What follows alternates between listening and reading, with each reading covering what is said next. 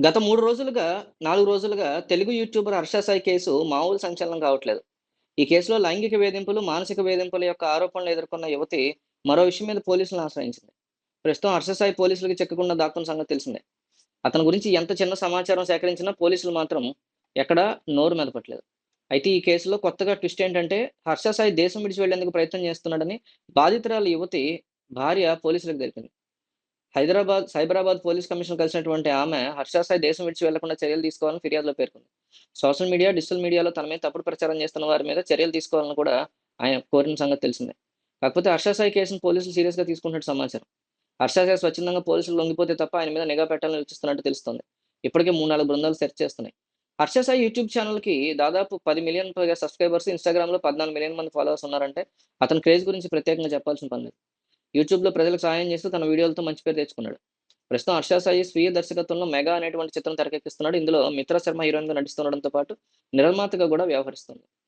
కాగా ఓటీటీలో 'big boss' ద్వారా పాపులర్ అయినటువంటి ఒక యువతి తనను పెళ్లి చేసుకుంటానని మోసగించాడని ఆరోపిస్తూ నార్సింగ్ పోలీస్ స్టేషన్‌లో అతని మీద ఫిర్యాదు చేసింది.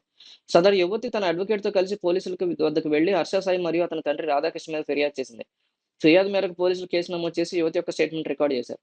ఆ యువతి తనను పెళ్లి చేసుకుంటానని చెప్పి సుమారు 2,00,00,000 వరకు మోసం చేశాడని ఆరోపించింది.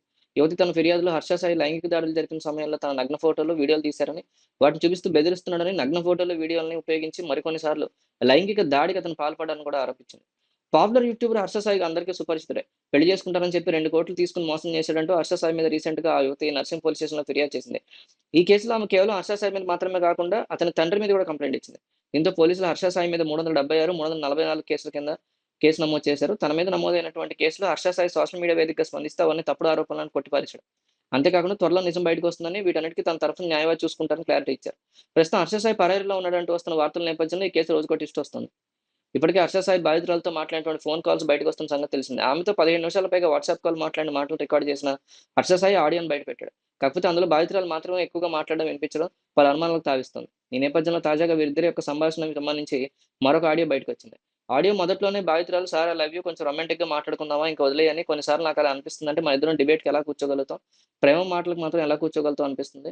నాకు చేతులు నీ జుట్టు మీద పెట్టాలనుంటుంది. తన దగ్గరికి తీసుకోవాలంటుంది. హగ్ చేసుకోవాలంటుంది. నీ హార్ట్ బీట్ వినాలనుంటుంది. పడుకున్నప్పుడు నువ్వు చాలా ప్రశాంతంగా కనిపిస్తావు. నిన్నలా చూడడం ఇష్టం. సెన్సిటివ్ సాఫ్ట్ బాడీ ఉంటుంది. కళ్ళెంత బావుంటాయి. నీవి కృష్ణుడు లాంటి కళ్ళు తెలుసా? స్మైల్ బావుంటుందంటూ ఆ అమ్మాయి 'హర్ష సాయి' మీద ప్రేమను కురిపించినట్టు ఆడియో ద్వారా తెలుస్తుంది. కానీ ఇందులో ఎంతవరకు నిజం ఉందనేది తెలియరాలేదు.